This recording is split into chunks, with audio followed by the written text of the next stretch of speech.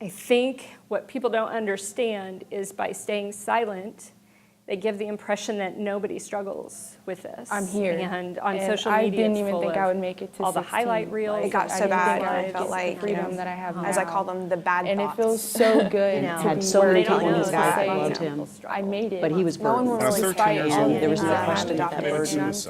Found out that my friend took his life. Because of that, He was my because of the college fact best that I friend. didn't- Died by suicide.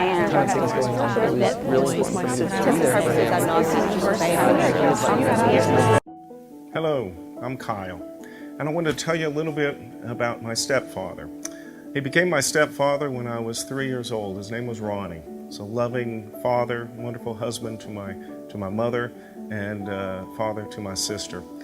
When I was 13 years old, he committed suicide.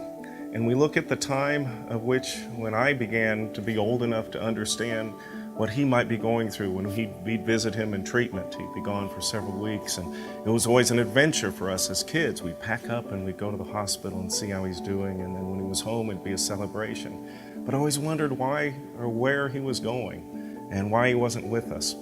But on that day in 1976, when police came to our door, knocked, and my mother answered, and I was in the hallway, and I saw her and just see her fall to the ground in tears and understanding something terrible had happened, and to know the news that he had taken his own life and the impact that it had on my mother and my sister and I through those years. But it was the loving care of each other, loving each other through that time that I'm here today, and I can tell you about that. But often, my mom passed 4 years ago, and we would talk, my mom, sister, and I, and say, what if? What if we knew more and had an opportunity to intervene, to help Ronnie through this time? What would our life have been? Incredibly blessed how it's come out, but we always say, what if?